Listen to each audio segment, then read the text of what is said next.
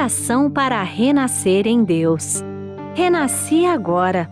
Renasci em Deus. Sou agora um filho de Deus perfeito. O velho eu se foi e nasceu o novo eu que é filho de Deus. A vida de Deus é a minha vida. Logo, sou sempre saudável, forte, dinâmico e jamais acontece de eu adoecer, sentir cansaço ou envelhecer. Renasci agora. Renasci no amor de Deus. Por isso estou preenchido pelo amor de Deus. As antigas tristezas, as antigas mágoas, os antigos rancores e os antigos ódios ficaram no passado. Já não me entristeço, não me magoo, não me rancorizo nem odeio. Abençoo tudo e envio pensamentos de amor a todas as pessoas. Muito obrigada. Olá, amigos, olá, amigas. Com grande alegria, estamos aqui mais uma vez para estudarmos um pouco mais do ensinamento maravilhoso da Seiichi Noye, que traz tantas luzes para a nossa mente, para a nossa alma e transforma tanto as nossas vidas. O tema que vamos abordar hoje será: modifique você próprio, o seu destino e prospere infinitamente. Esse texto que a gente vai estudar está neste livro A Verdade, volume 2, de autoria do Sagrado Mestre Masaharu Taniguchi. Iniciamos aqui na página 34, onde o professor Masaharu Taniguchi nos diz assim: aquele que não pensa em fracasso acaba vitorioso.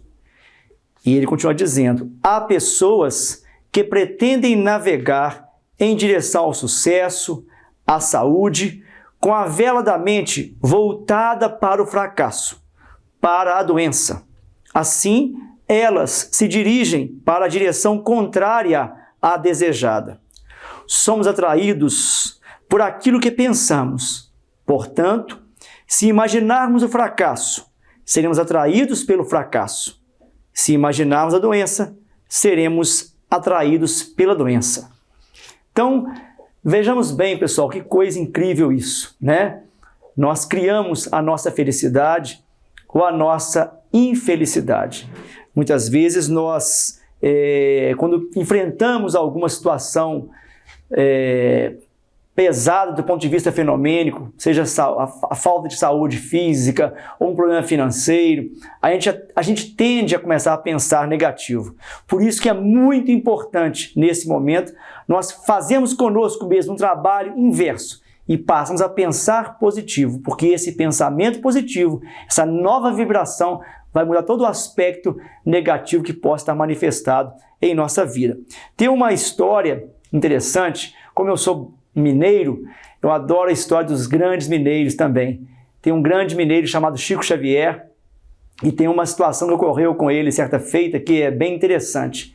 Ele tinha um amigo jovem, 30 e poucos anos, esse rapaz, e esse rapaz estava com a ilusão de um câncer, de uma doença, ele é muito alto, né? Estava bem magro, né? E a pessoa muito alta, e se está assim, bem magro, aparenta que está mais ainda, devido à altura, né?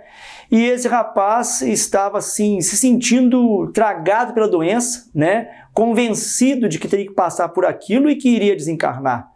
Então ele chega a Chico Xavier e comenta: ah, Chico, a situação para mim não está boa.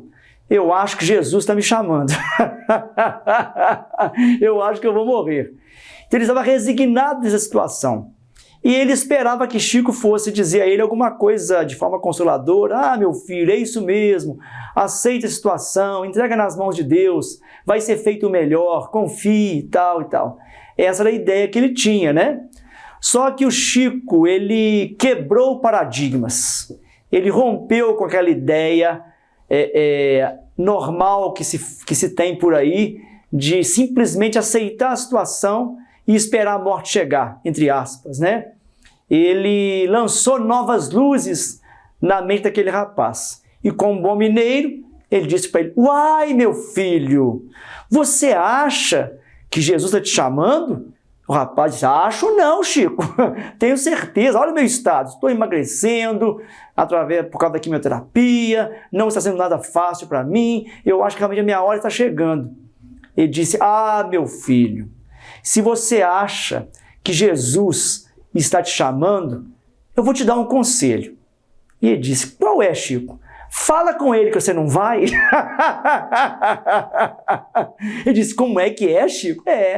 Diga para Jesus, não estou a fim de ir agora. Converse com Jesus e diga a ele, olha, Senhor, sei que eu posso ter plantado alguma semente negativa no passado e hoje estou colhendo essa situação, dessa doença, mas eu quero ter uma nova chance e que eu possa resgatar tudo isso nesta existência, através de atos de amor, de caridade, coisas boas que eu vou fazer por mim mesmo e pelos outros. Converse com ele. E aí o rapaz saiu assim meio desconcertado, porque não era aquela resposta que ele esperava do Chico, e foi um banho de água fria, vamos dizer assim, para ele dar uma acordada, para ele dar uma despertada naquele momento. Voltou para casa, passaram-se os 3, 4 meses, voltou o rapaz lá, já mais corado, já com mais, já tinha ganho peso, né? E disse, Chico, olha como é que eu estou bem. Ele, meu filho, realmente você está muito melhor do que da outra vez que você esteve aqui. E ele disse, Chico, sabe de uma coisa? E o Chico disse, o que é, meu filho? Jesus deixou eu ficar. E falei, mesmo, meu filho, que maravilha, vamos comemorar, né? E aí eles foram brindar lá com um refrigerante, alguma coisa assim, para celebrar aquela vida com V maiúsculo que estava se manifestando naquele rapaz. Veja bem como é que a coisa é interessante, né? O Sagrado Mestre nos fala aqui, vou repetir só para frisar o que eu acabei de dizer, há pessoas que pretendem navegar em direção ao sucesso, à saúde, com a vela da mente voltada para o fracasso, para a doença. Então, esse rapaz estava com a vela, vamos comparar a vida com um barco, né? A vela desse barco, da vida desse rapaz, estava virada para o fracasso, para a doença, se entregando àquela situação. E, de repente, Chico lança uma nova ideia, um novo conceito. E aí muda completamente a visão dele, e ele não se acha uma pessoa merecedora de ter que sofrer, de ter que pagar, mas se considera uma pessoa merecedora da felicidade, da saúde, da paz, da harmonia, da prosperidade, né? O professor Royal Jean Davis, em um livro Imaginação Criadora, disse que a felicidade, a prosperidade, a saúde não são uma questão de merecimento, são uma questão de aceitação. Então, meus amigos, aceitem a felicidade, aceitem a saúde, aceitem a prosperidade, aceitem as coisas boas, porque nós, na qualidade de filhos de Deus, merecemos o melhor sempre.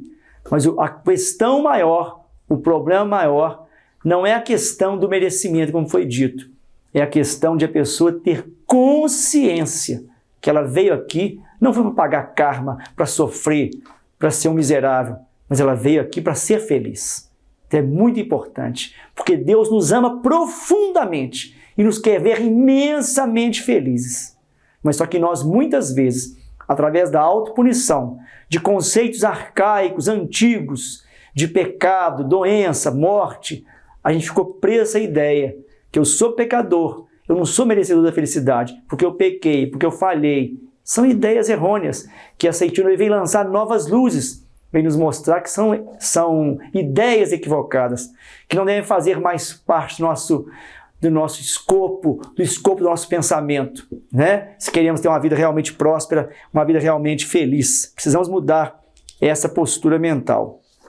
Outra coisa, um outro conceito importantíssimo para transformar a nossa vida numa vida de muito maior liberdade, chama-se autoconfiança. Neste mesmo livro, A Verdade, volume 2, vocês podem adquirir através da nossa livraria virtual, na página 35, diz aqui o mestre Masaru Taniguchi: autoconfiança, coragem, determinação e sabedoria, é o subtítulo. E ele vem dizendo: você deve seguir a rota da vida com autoconfiança. Olha bem, você deve seguir a rota da vida com autoconfiança.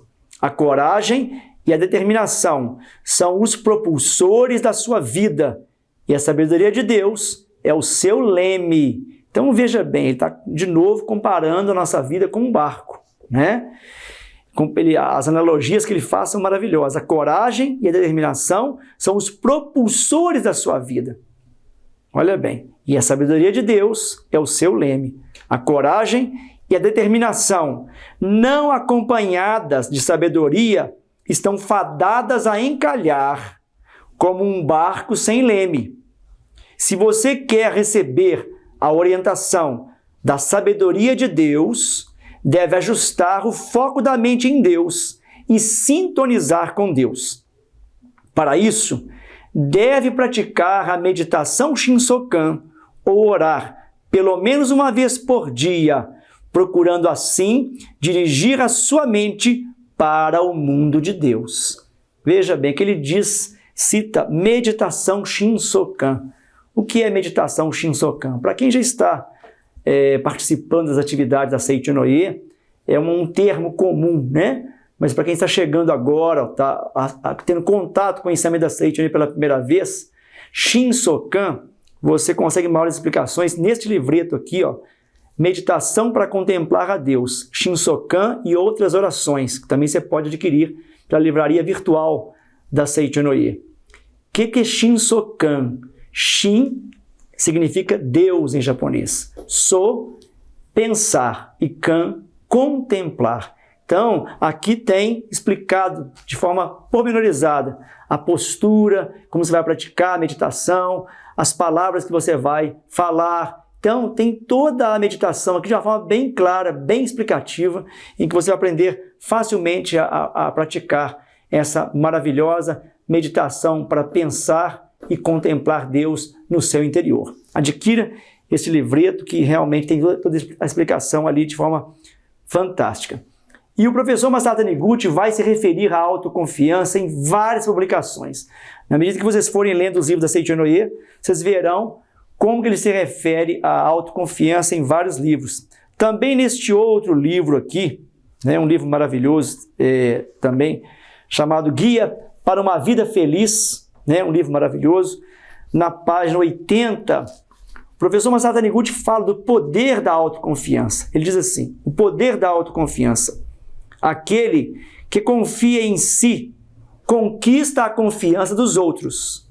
Sua expressão decidida, seu olhar firme, suas palavras cheias de autoconfiança, tudo isso exerce um poder magnético e induz as pessoas a colaborarem com ele. A fé e a autoconfiança propagam-se como ondas mágicas e atraem pessoas certas, situações certas, na hora propícia. Olha bem, coisa fantástica isso. Então, veja bem, a fé e a autoconfiança propagam-se como ondas mágicas e atraem pessoas certas, situações certas, na hora propícia. Então, a nossa autoconfiança, o nosso entusiasmo vai atrair situações fantásticas para a nossa vida. E em outro livro também, o livro A Verdade da Vida, volume 7, tá? Nós temos duas coleções de livros na Seiichi Noye que são os norteadores da doutrina da Seiichi Noye. Uma é a coleção A Verdade da Vida, que é composta por 40 volumes, e também temos a coleção A Verdade, que é essa que estamos estudando hoje, o volume 2, né? A coleção A Verdade da Vida, como eu disse, são 40 volumes, e a coleção A Verdade, cujo volume estudado hoje, o volume 2, é uma coleção de 11 volumes. São 10 volumes, mais um volume suplementar, que também pode ser adquirido pela nossa livraria virtual. Então, neste livro aqui, no volume 7, de A Coleção A Verdade da Vida, diz aqui o professor Masato Taniguchi, no capítulo Vence aquele que não imagina o fracasso. Ele diz assim: através dos tempos, a autoconfiança vem realizando para nós, seres humanos, o milagre de transformar o impossível em possível. Olha que coisa maravilhosa isso. Através dos tempos, a autoconfiança vem realizando para nós, seres humanos, o milagre de transformar o impossível em possível.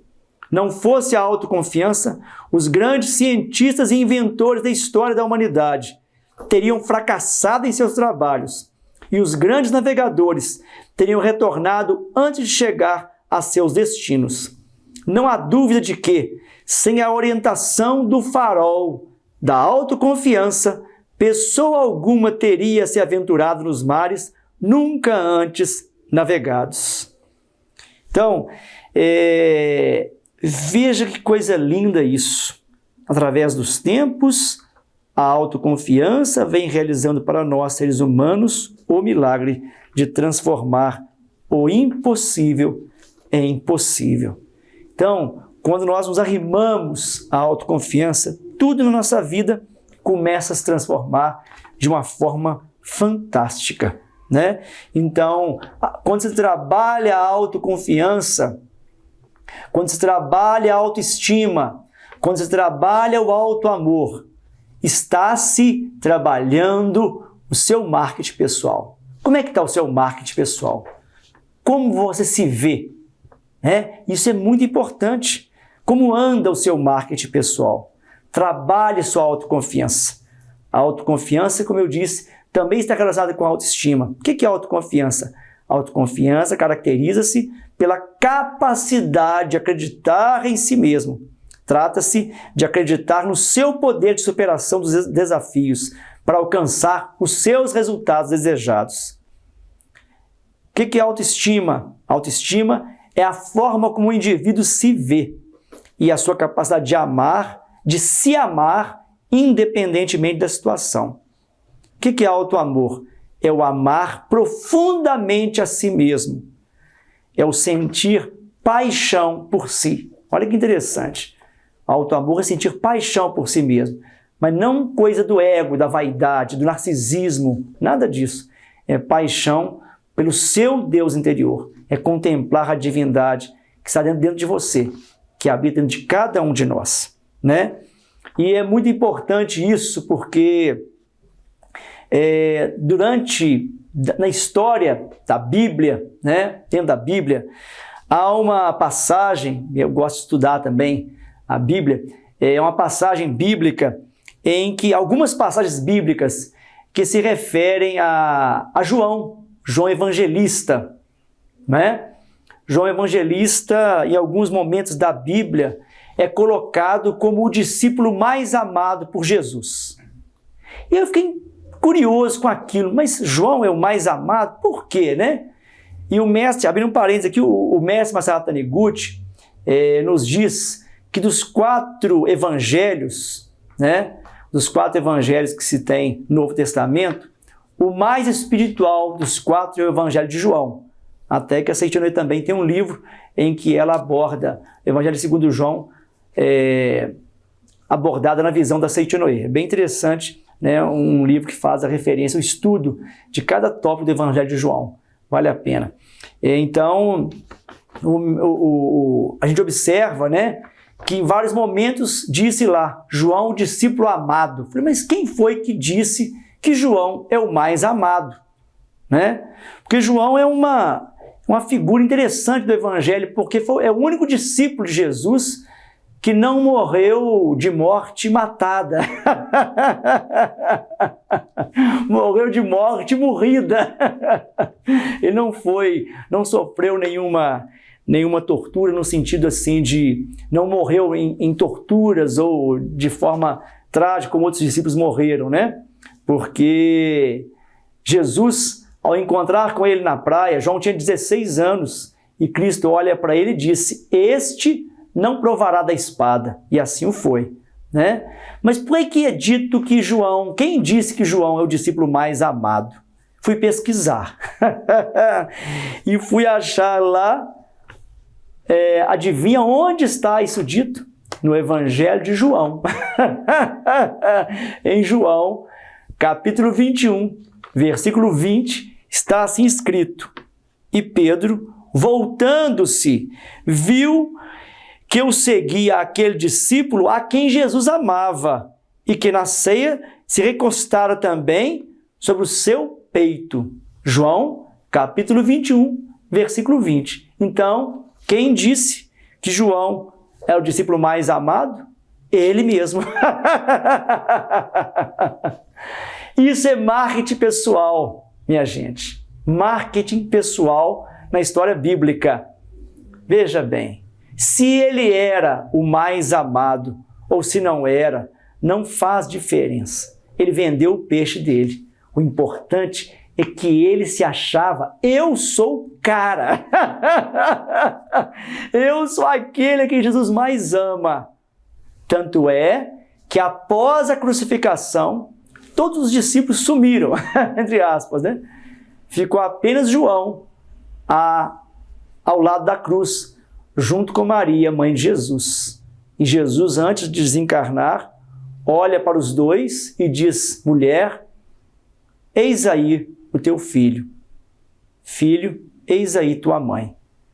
Dada a proximidade de João com Jesus e Maria, né? Então, era um cara diferenciado, porque ele se fez diferente.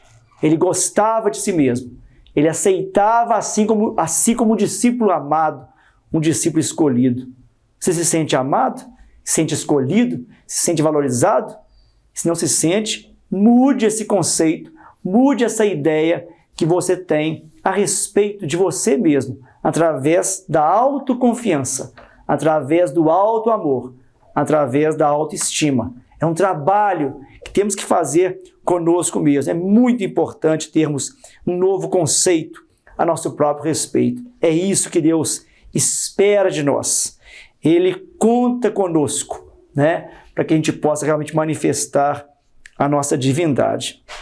Como eu disse, o tema deste estudo: modifique você próprio o seu destino e prospere infinitamente. Modifique. Não é o outro que vai modificar, é você. Modifique. A frase está no imperativo afirmativo. Modifique. Modifique você próprio, o seu destino, e prospere infinitamente. O título dessa palestra está baseado na página 47 deste livro aqui, A Verdade, volume 2, que é o livro que estamos estudando.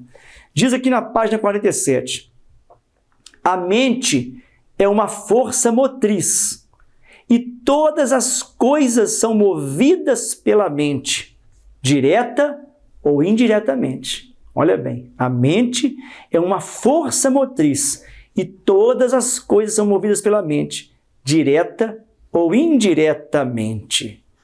E mais abaixo ele diz o seguinte, na mesma página 47: ainda que compreenda teoricamente que todas as coisas, inclusive o destino, modificam-se conforme a mudança da atitude mental.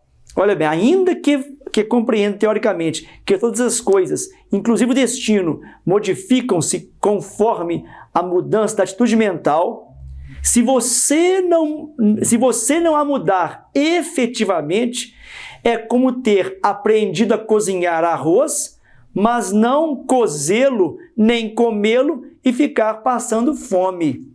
Então, apenas aprender, apenas ter um conceito não vai mudar a sua história. É preciso mudar a atitude mental, mudar o nosso conceito a respeito da nossa própria vida, né? Então, vou repetir: ainda que compreenda teoricamente que todas as coisas, inclusive o destino, modificam-se conforme a mudança da atitude mental, se você não a mudar efetivamente, ou seja, se você não mudar a sua atitude mental efetivamente, é como ter aprendido a cozinhar arroz, mas não cozê-lo, nem comê-lo e ficar passando fome. Não adianta ter um acesso ao conhecimento. Não adianta eu ter esse livro maravilhoso em mãos se eu não o ler, se eu não colocar em prática o que está contido aqui nessa obra maravilhosa, né? Não basta conhecimento, não basta modificar o pensamento só em termos teóricos. Eu tenho que mudar, passar para a prática, né? Tem uma música que diz assim: mudar seu rumo e procurar seus sentimentos vai te fazer um verdadeiro vencedor. Ainda é tempo de ouvir a voz dos ventos numa canção que fala muito mais de amor. Mudar seu rumo e procurar seus sentimentos vai te fazer um verdadeiro vencedor. É isso. Então, mudar seu rumo é tomar atitude de transformação da sua atitude mental. Aí sim a nossa vida vai realmente caminhar numa outra direção. Neste mesmo livro, A Verdade, volume 2, na página 36, tem aqui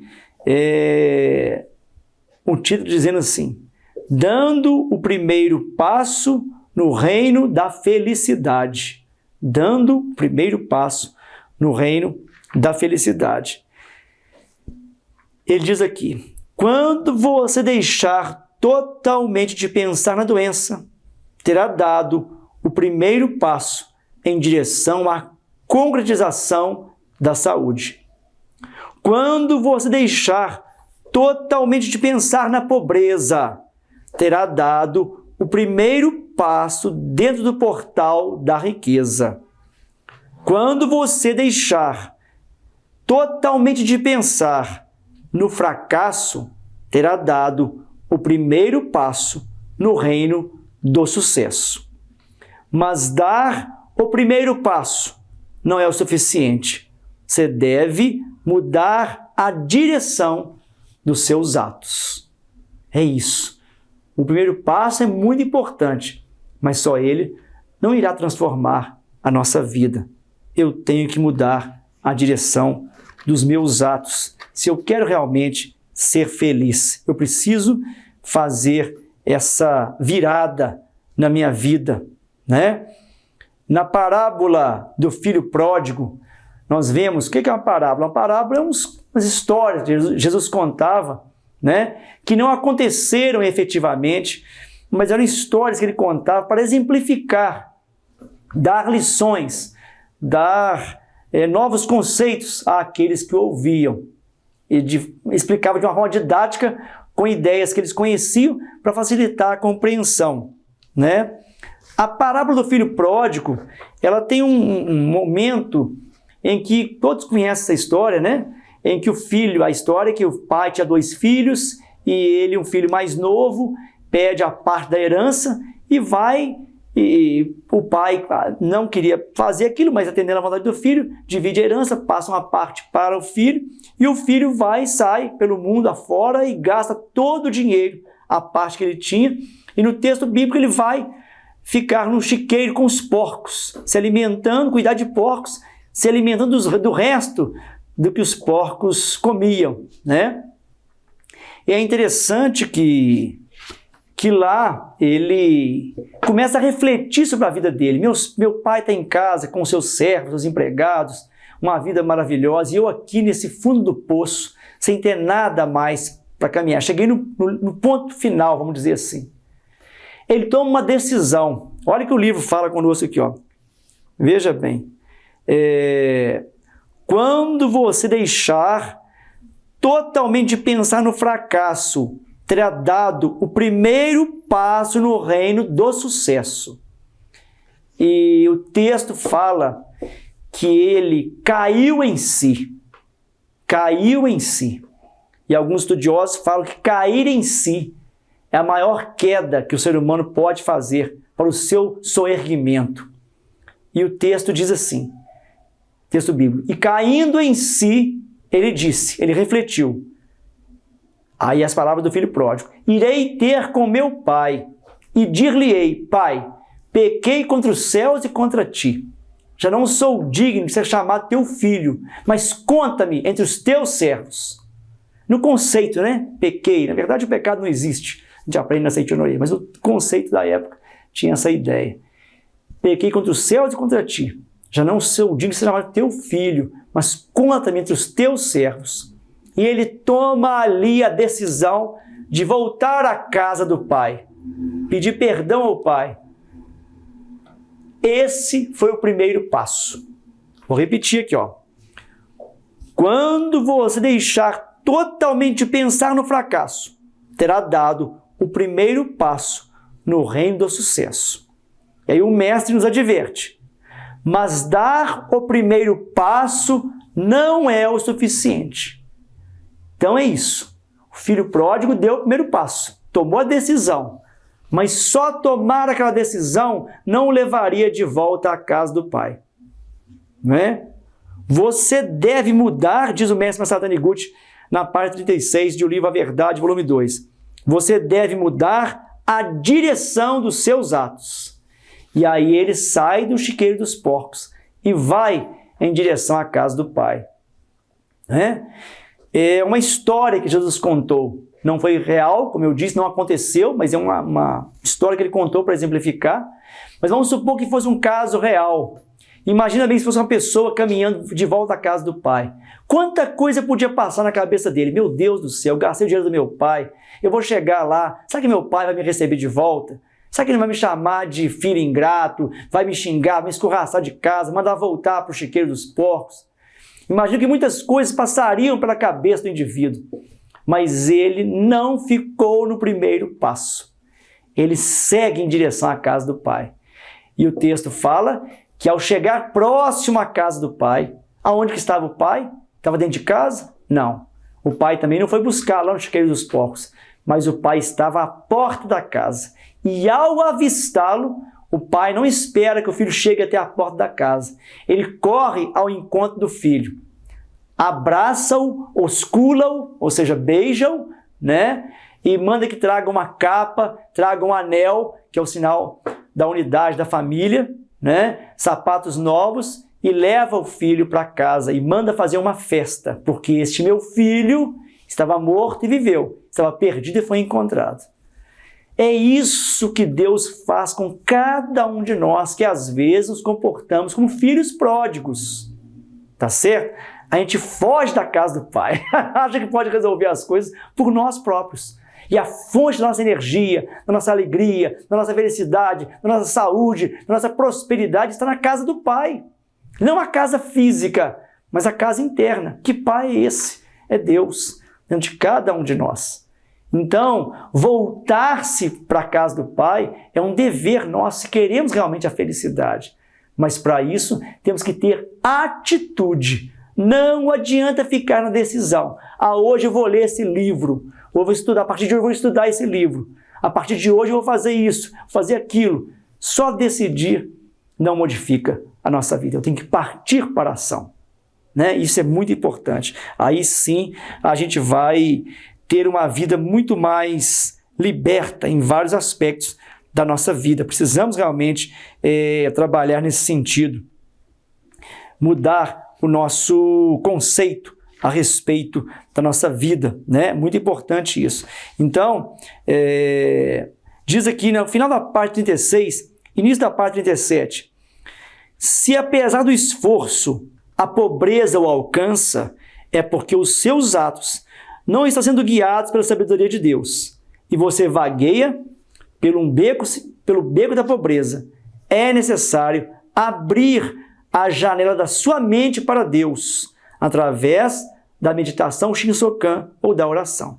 Aí volta aquele mesmo conceito que eu falei agora sobre meditação Shinsokan, que eu expliquei anteriormente, que está contido nesse livro maravilhoso aqui, né? Meditação para contemplar a Deus, Shinsokan e outras orações.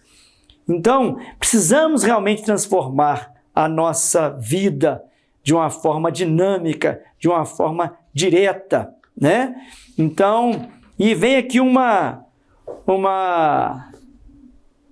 subtítulo na parte 37. Como construir o reino da felicidade? Somente aquele que se reconcilia com os que o cercam pode viver no reino da felicidade. Olha bem, reconciliar. Na Seicho no Ie, nós temos uma chamada revelação divina, que é a base do ensinamento, chamada revelação divina da grande harmonia, que diz assim: reconcilia-te com todas as coisas sair da terra. Quando você efetivar a reconciliação com todas as coisas sair da terra, tudo será teu amigo. Então, a reconciliação é a base da nossa felicidade. E aí, ele lança uma pergunta aqui.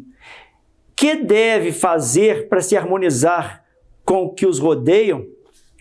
Para isso, não deve ver o defeito deles. Olha bem, para que a gente possa reconciliar com as pessoas e atrair a felicidade, a saúde, a prosperidade, devemos realmente não ver o defeito deles. Procure ver somente as qualidades deles e comece a agradecer aos que lhe dão alguma contribuição, por mais insignificante que esta seja. Parar de ver os defeitos ou tentar procurar ver as qualidades. Esse é o caminho para a nossa felicidade. Tem uma história que ocorreu com uma grande preletora da Seitonoye, chamada Ilona Fernandes. Frequentemente a gente a cita em palestras porque ela realmente deixou um legado de luz na aplicação do ensinamento da Seitonoye. E essa história que eu vou contar agora, que ela vivenciou, é uma história um pouco engraçada no começo, mas ela é muito profunda e muito séria, né? De uma pessoa que não viu a aparência fenomênica do outro, não viu o defeito do outro, e com isso transformou outra pessoa. É o que o mestre fala aqui, acabamos de ler na parte 37. O que deve fazer para se harmonizar com o que os rodeiam? Para isso, não deve ver o defeito deles. E aí, o preletor Ilona estava fazendo uma palestra em Salvador. E nessa palestra, o auditório, o salão lotado, bem cheio, e tinha algumas cadeiras vagas mais na frente, algumas poucas cadeiras vagas na frente. Nesse ínterim, entra uma pessoa bêbada, um senhor bêbado, completamente bêbado, na palestra. Cambaleando e tal, ele foi chegando, sentou-se na primeira cadeira, na primeira fila. E a preletora Ilona falando de forma muito entusiasmada, ela é bem entusiasta, o homem é filho de Deus, tem capacidade infinita, E aí o homem estava com a cabeça baixa assim, e meio parecia estar dormindo. A hora que ela falou, o homem é filho de Deus. Aí ele abriu o olho e disse, é isso aí, venha. Aí ela ficou meio desconcertada, ele baixou a cabeça de novo, parecia estar dormindo de novo. Ela continuou a palestra e tal. A hora que ela falou de novo assim, o homem é filho de Deus, tem capacidade infinita, pode mudar a sua vida. O bêbado levantou a cabeça, é isso aí, venha. E isso começou a incomodar o pessoal que estava ali na coordenação da reunião, né? E enquanto ela fazia a palestra, algumas pessoas da liderança chegaram até o senhor, né? Agacharam perto dele assim, falaram, meu amigo, o senhor poderia vir conosco aqui até a entrada aqui, fica um pouco mais atrás ali, vamos dar uma aguinha para o senhor tomar e tal, respira um arzinho, daqui a pouco o senhor volta, você aparece, eu quero ficar aqui mesmo, quero ver essa véia falar. E aí aquele negócio com jeitinho, querendo tirá-lo da sala da reunião, ou levá-lo mais para o fundo do salão. Nessa hora a preletora Ilona parou a palestra e disse assim, deixem-no aí. Olha bem. Conscientemente, talvez ele não esteja captando nada do que eu estou falando, mas o inconsciente dele está captando tudo. Deixa ele aí. Aí ele olhou para ela, isso aí, venha! Essa venha é bacana demais. Aí ficou lá e ela continuou a palestra. De vez em quando ele dormia, ele acordava, ele roncava, ele levantava a cabeça e falava alguma coisa, balbuciava. Terminada a palestra, ele saiu, ainda um pouco trôpego, cambaleando, foi embora. Acabou a reunião, foi embora, e ele foi descendo a ladeira para arrumar alguém que pudesse pagar mais bebida para ele. Ele foi andando, e encontrou num boteco, um barzinho, um rapaz sentado numa mesa, que é as mesas de ferro, com uma garrafa de cerveja ali, e um copo. O cara com semblante bem sério, bem fechado. Falou, rapaz, vai pagar uma cervejinha para mim. Chegou. Eu posso sentar aqui e tomar uma cerveja com o senhor? Ah, senta aí. Ele foi, queria tomar uma cervejinha de graça, sentou lá, pediu o garçom um copo. O rapaz foi, colocou a cerveja para ele. E ele começou a tomar cerveja com o rapaz. com esse senhor que estava sentado na cadeira. Esse senhor com o senho fechado, ele toma cerveja. E esse senhor que estava sentado tomando cerveja, resolveu desabafar com o bêbado. Ele disse, eu posso te contar uma coisa? Falou, você está pagando a cerveja, eu estou aqui para te ouvir, meu amigo. Ele disse, estou aqui tomando essa cerveja e vou tomar mais algumas para criar coragem, porque eu descobri que a minha esposa está me traindo com o meu melhor amigo. Eu comprei uma arma que está sobre o guarda-roupa. Eu vou chegar em casa, vou matar a minha esposa e vou me matar. Quando o bêbado ouviu isso, o rapaz, entre aspas, né, com essa ilusão de bebida, ele diz assim, ó, se eu fosse você, eu não fazia isso, não. Cara fechado, mas por que não? Eu acabei de ouvir uma velhinha gorda falando numa reunião que o homem é filho de Deus, toda pessoa é filha de Deus, e tem coisa que parece que é e não é. Rapaz, como é que é? Meu amigo. Você está achando que a sua esposa traindo, não sei, que é isso, aquilo. Mas a velhinha falou, o homem é filho de Deus. Tem capacidade infinita. Tem coisa que você acha que é e não é. Tem que analisar melhor. O cara ficou pensando naquilo. Continuaram conversando. Tomaram mais algumas cervejas. O rapaz levantou, pagou a conta, foi embora. O bêbado foi embora também. E antes de sair, disse, onde você ouviu essa mulher falando isso? E o bêbado falou com ele aonde era a reunião. Deu o endereço mais ou menos para ele. E o horário e tudo mais. Foi embora. Passada uma semana, esse rapaz que estava tomando a cerveja lá, foi na reunião da Seitianoye. Chegando à reunião, o pretor Ilona não estava fazendo palestra aquela noite, ela estava na porta, recepcionando as pessoas.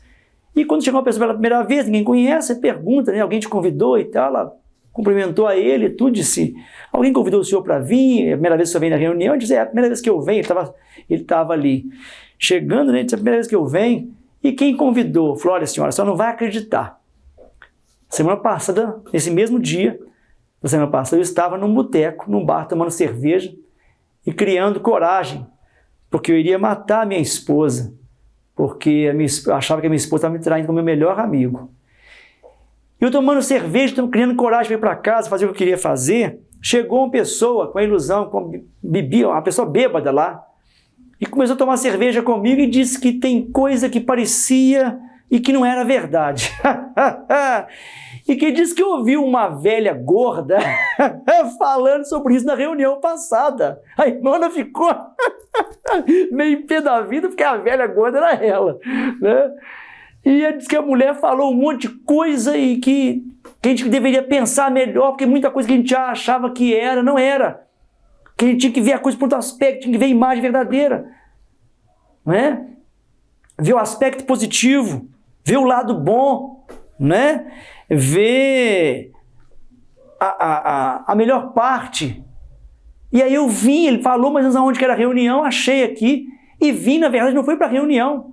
Mas eu queria encontrar esse rapaz, porque eu fui descobrir, eu não fiz o que eu ia fazer, matar a minha esposa, deixei para fazer isso no dia seguinte, e eu fui descobrir que a minha esposa estava muito próxima a esse grande amigo meu. Não é que ele estava me traindo, é porque os dois estavam tramando, entre aspas, né, bolando uma festa de aniversário surpresa para mim. Eu iria fazer uma besteira e acabar com a vida dela, com a minha vida, com a vida dos meus filhos, por causa de um conceito errado que eu tinha a respeito de uma situação que eu não compreendia. Então eu vim aqui para agradecer esse rapaz, porque ele salvou a minha vida. E aí ele não estava, esse rapaz com a ilusão de bebida não estava na reunião. Ele assistiu a reunião toda, ouviu a palestra, depois na semana seguinte ele voltou, e umas 3 semanas ele voltou à reunião e não encontrava mais esse rapaz que estava bêbado naquela primeira reunião. E o que ele fez? Começou a rodar os botecos, bares de Salvador, para encontrar esse rapaz com a ilusão de bebida. E num dos botecos ele o encontrou. Olha que coisa interessante. O encontrou e ficaram amigos.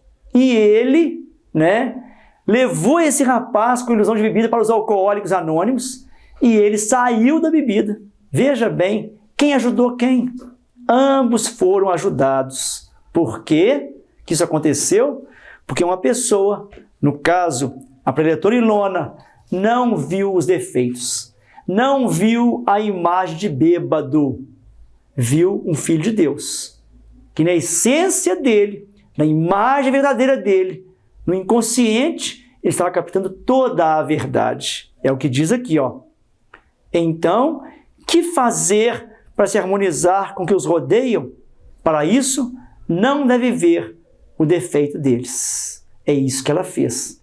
E aí, esse rapaz passaram a frequentar a reunião, tanto que tinha ilusão de bebida, como esse rapaz que o tirou da bebida e que o ex-bêbado, entre aspas, o salvou, começaram a frequentar as reuniões. E o filho desse rapaz, não sei se era o que tinha ilusão de bebida, ou o rapaz que deixou de matar a esposa, o filho de um desses rapazes, desses senhores, se tornou líder, preletor da Seitonoi.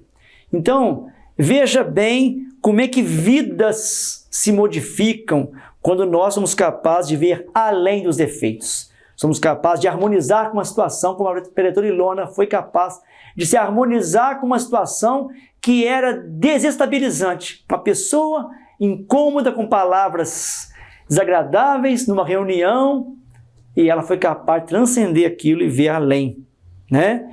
Outra coisa importante, na vida recebemos o equivalente ao preço pago. Também está no livro A Verdade, volume 2. Diz aqui, uma coisa bem interessante. Na vida recebemos o equivalente ao preço pago. A vida tem preço fixo, portanto, você deve abandonar a ideia de que, regateando, poderá obter a felicidade por um preço menor. Se você deseja obter algo bom, deve oferecer em troca o que você tem de mais valioso hoje, neste momento. Procure não monopolizar sua alegria, compartilhe-a com um grande número de pessoas. Em primeiro lugar, dedique bondade aos outros. Dê-lhes alegria, dê-lhes felicidade. A partir da alegria de dar, da alegria de oferecer, começa a abrir-se a porta do paraíso para você. Continue fazendo isso durante uma semana. A saúde melhorará e qualquer espécie de doença começará a ceder. Veja que coisa fantástica isso. Não monopolize a sua alegria, espalhe a sua alegria.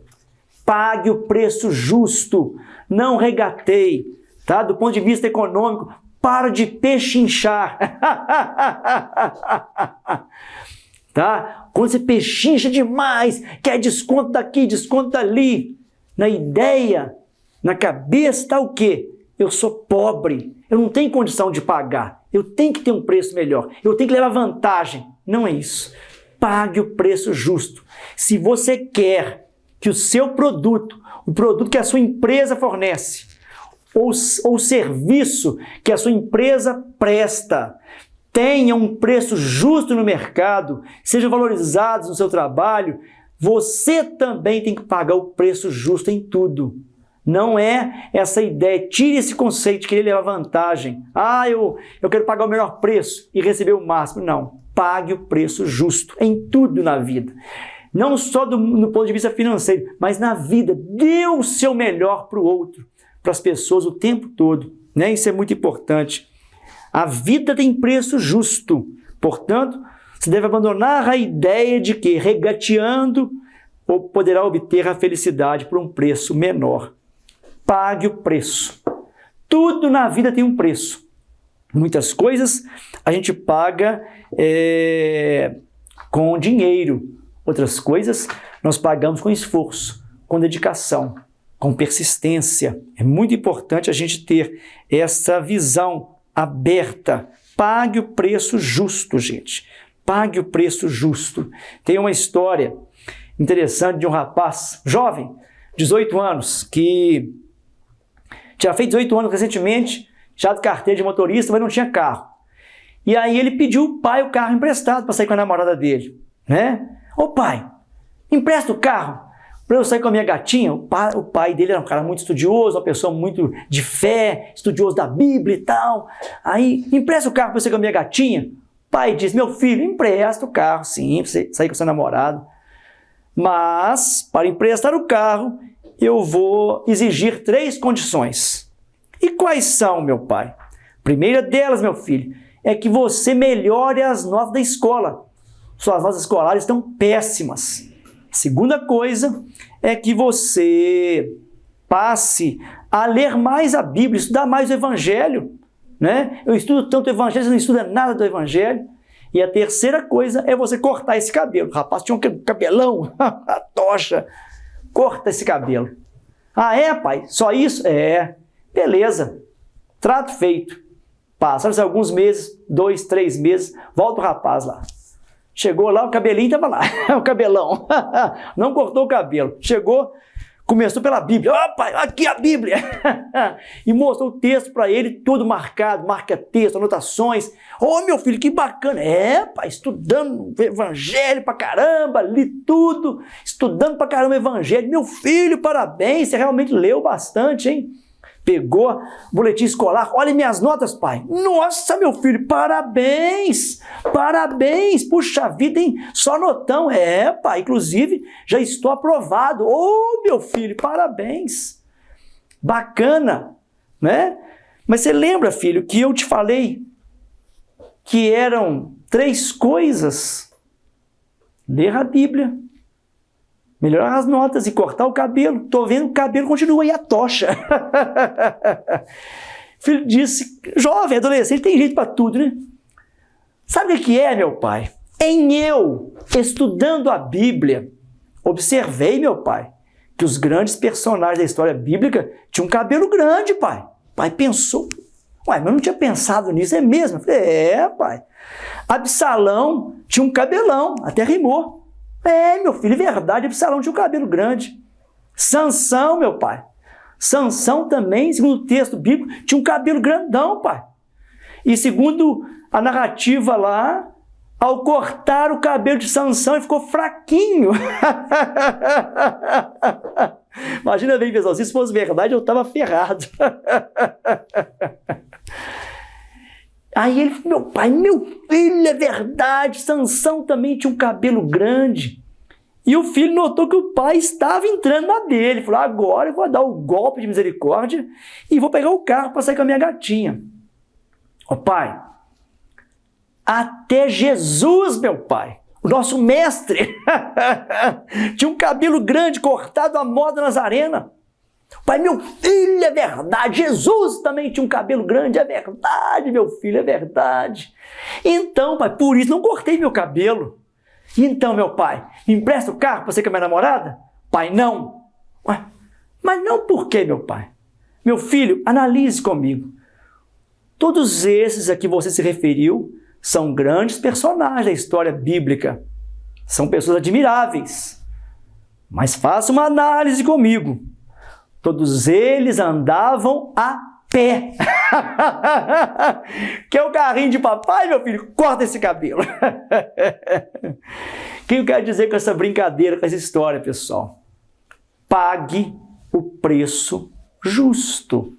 Não regateie, não negocie, não vá para aquele jeitinho. Faça o que tem que ser feito. Faça o que foi proposto. Não adianta falar assim, leia este livro da Seitino Noé, A Verdade, volume 2. Leia o livro A Verdade da Vida, volume 7. Vai mudar a sua história. Não adianta falar para ler se a pessoa não ler. O trabalho tem que ser feito por cada um de nós. Você quer ter uma recompensa maravilhosa? Doe além daquilo que você está recebendo. O seu trabalho, seja você empresário, profissional liberal, autônomo, dedique cada vez mais. Você como funcionário de empresa, não faça apenas o que foi exigido de você. Faça algo mais. Ah, mas o meu patrão não me valoriza.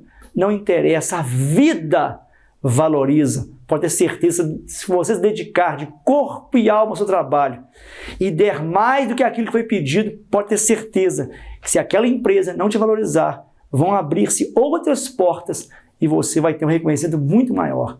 Mas pague o preço justo para você ter aquela felicidade que você merece como filho de Deus. É muito importante que a gente tenha esse conceito né? A gente deve realmente transformar.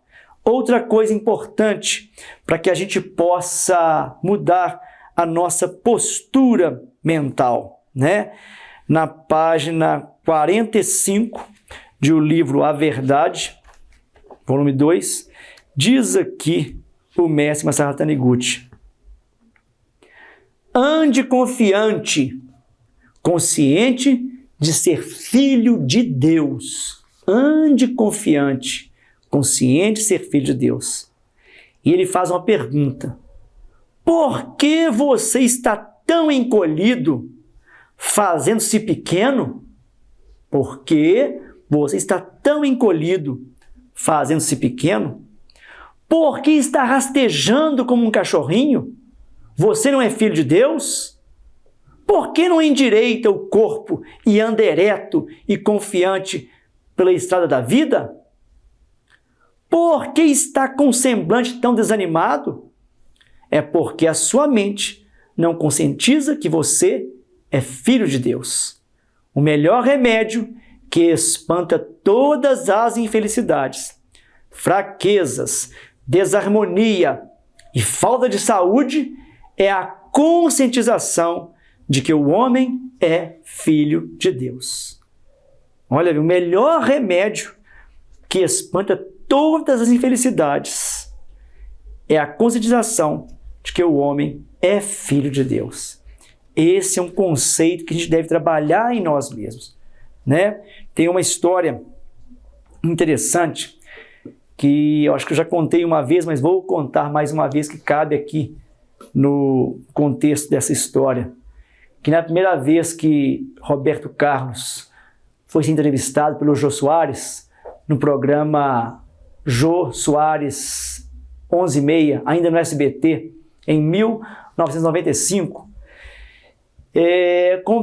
combinado entre Jô e Roberto que ele iria. 2 dias antes de gravarem a entrevista, Roberto Carlos liga para o Jô e diz: olha, Jô, infelizmente não vou poder gravar o seu programa, porque eu, como você sabe, sou contratado exclusivo da Rede Globo e eu não posso,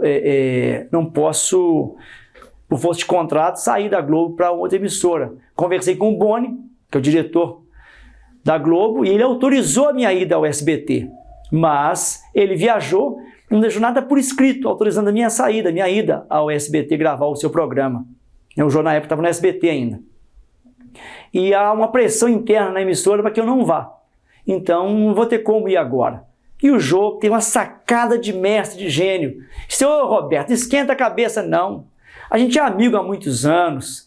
Espera o Boni voltar. Na hora que ele retornar de viagem, ele dá a autorização por escrito e você vem no programa, a gente marca outra data e você grava o programa para nós. Não se preocupe. Ô, Jô, Roberto disse, muito obrigado pela sua compreensão, né? Falei, não, Roberto, não há o que dizer, estamos só as ordens aqui. Aí disse, olha, mas vou te dizer uma coisa, Roberto. Quando você desligar o telefone, faz um favor para mim, vai no espelho do seu banheiro, olha no espelho e diga para você mesmo: eu sou Roberto Carlos. Roberto ficou meio surpreso com aquela ideia assim e foi embora. Desligou o telefone. Passados uma meia hora, 15 minutos, meia hora, o Roberto liga para o Jô. Ô Jô, sabe de uma coisa? Eu vou no seu programa. Ué, mudou de ideia? Tomei decisão. Eu vou gravar o programa com você daqui a 2 dias. Ah, é, Roberto? E sabe por quê, Jô? Não, Roberto, por quê? Porque eu sou Roberto Carlos. Veja bem que é uma história simples, mas ela demonstra bem o que eu acabei de falar aqui agora, que o mestre nos fala aqui no livro A Verdade, volume 2. O homem é filho de Deus. Às vezes, a gente esquece quem a gente é. Roberto Carlos era muito reverente ao seu contrato com a Globo e ele não estava descumprindo o contrato. Houve uma autorização e ele era um nome importante. É um nome importante, não só para a emissora de televisão, mas para o Brasil. Um cantor reconhecido nacionalmente, internacionalmente. Então, uma pessoa de palavra. Então, a palavra dele tem que ter força também. Se ele falou que foi autorizado, foi autorizado. Mas a gente esquece quem a gente é e valoriza só o sistema, só o externo, né? Então, o meu nome de batismo é Hélio Giovanni, mas eu não sou Hélio Giovanni. Hélio Giovanni é um nome, um personagem, um nome que está grafado na minha identidade, nessa vida, né? O outro chama-se Antônio, o outro chama-se Manuel, o outro chama-se André, mas André, Antônio, Manuel, Hélio Giovanni são personagens que nós vivemos na atual encarnação. Mas, na verdade, a nossa verdadeira identidade é a de filho de Deus, de filha de Deus, no caso das mulheres. Então, quando sobrevierem alguma dificuldade, algum desafio na caminhada da vida, vá na frente do espelho e diga para si mesmo: eu sou filho de Deus. Eu tenho capacidade infinita. Resgate a sua identidade esquecida e contemple a si mesmo como expressão máxima da divindade. Isso é muito importante, né? A gente tem que ter essa compreensão. Aí a vida realmente caminha numa outra dimensão. Não perca a oportunidade de ser feliz. Nós viemos aqui nessa terra para sermos imensamente felizes. Mas para que sejamos felizes, temos que vivenciar o que fala aqui na página 45. O melhor remédio que espanta todas as infelicidades, fraquezas, desarmonia e falta de saúde é a conscientização de que o homem é filho de Deus, que a mulher é filha de Deus. Isso é fundamental, fundamental. E encerrando esse nosso bate-papo, eu queria deixar uma mensagem para vocês que diz assim: seja obediente, ou seja, obediente à lei de Deus, ao Deus do seu interior. E você não precisa andar correndo atrás de bênçãos. As bênçãos te seguirão, tá? Pare de ser alguém que procura Deus. Pare de ser alguém que procura Deus. Pare de buscar a Deus e torne-se alguém que Deus está buscando. Olha que profundidade, hein? Então é importante conscientizar. Eu me preparo para ser alguém que Deus está buscando e não alguém que busque a Deus. Quando fazemos a meditação de Sokan, não estamos buscando Deus. Estamos conscientizando que Deus está dentro de nós. E quando eu me aperfeiçoar cada vez mais, manifestar a minha divindade, aí sim, todas as graças, todas as bênçãos me seguirão e eu serei realmente feliz, próspero, saudável, alegre e realizado em todos os sentidos. Coloque em prática o ensinamento da Seiichi Onoe e a sua vida vai caminhar de um modo muito mais tranquilo, alegre e feliz. Que Deus abençoe a todos. Felicidades sempre. O maior evento espiritual da Seiichi Onoe do Brasil será realizado no dia 16 de abril de 2023, quando manifestaremos em conjunto a nossa imensa gratidão aos antepassados e entes queridos. Nesta data, teremos a oportunidade de participar presencialmente da 67ª festividade do Santuário Roso do Brasil e, na sequência, da cerimônia no Monumento aos Anjinhos Anônimos dos países ibero-americanos e África Latina, que em 2023 será realizada pelo 39º ano seguido. Venha pessoalmente renovar os seus laços de gratidão. Cada alma e família consagrada na festividade passa a receber 5 orações diárias com a leitura das 3 sutras sagradas e dos 2 cantos em louvor, efetuadas por oficiantes nos 365 dias do ano. Caso não possa participar, envie com antecedência seus registros e assista à transmissão virtual ao vivo pelo canal da Seiichi Onoe do Brasil no YouTube, a partir das 8h30, diretamente da Academia Sul-Americana de Treinamento Espiritual da Seiichi Onoe de Ibiúna. Para sua comodidade, você tem à disposição algumas opções para efetuar as inscrições. Você pode ir até a sede da Seichonoye mais próxima para preencher de próprio punho. Também pode preparar a relação dos nomes e enviar ou para o e-mail oficiosreligiosos@sni.org.br ou usando o número de WhatsApp 11 50 14 22 46. Acessando a página da festividade do Santuário Roso dentro do portal da Seichonoye do Brasil, sni.org.br, você encontra mais informações sobre o significado deste evento e de como preencher os 3 tipos de registros espirituais: almas dos antepassados da família, alma individual e sublime e abençoado anjo do Reino de Deus. Participe! Vá até o santuário presencialmente ou envie os nomes e assista à transmissão da cerimônia principal ao vivo, orando em conjunto com milhares de pessoas de todo o Brasil e também do mundo. 67ª Festividade do Santuário Roso do Brasil e 39ª Cerimônia no Monumento aos Anjinhos Anônimos dos países ibero-americanos e África Latina, 16 de abril de 2023, presencialmente na Academia de Ibiúna, ou ao vivo pelo canal da Seichonoye do Brasil no YouTube a partir das 8h30. Mais informações no website sni.org.br,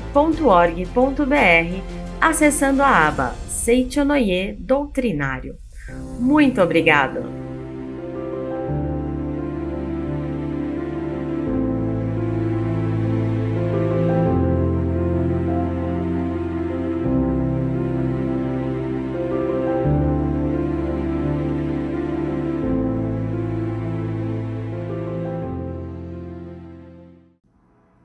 Comece bem o seu dia. Adquira as Palavras de Luz 2023 Preceitos Diários, o presente mais positivo de todos, para si e para quem você estima. Para cada dia do mês, uma mensagem que preenche o lar e o ambiente de trabalho com vibrações positivas, manifestando no seu cotidiano a felicidade, a saúde e a prosperidade. Comece cada manhã virando a página, pronto para escrever uma nova história e garantir o sucesso em todas as áreas da sua vida. Assim que acorda ou começa o expediente, ao atualizar a mensagem do dia, você renova as energias, recebe a luz das palavras positivas e faz com que tudo ao seu redor seja tocado pela vida de Deus emanada dessa publicação sagrada. Você encontra as Palavras de Luz 2023 Preceitos Diários em seus formatos tradicionais, de parede e de mesa. Para mais informações, acesse a nossa livraria virtual, livrariasni.org.br ou pelo WhatsApp 11 50 74 4180. Você também encontra indo presencialmente até uma de nossas sedes espalhadas pelo Brasil. Verifique a mais próxima da sua casa na aba Onde Encontrar em nosso website. Palavras de Luz 2023 Preceitos Diários. Agracie a si mesmo e a quem você estima com o presente mais positivo de todos. Muito obrigado!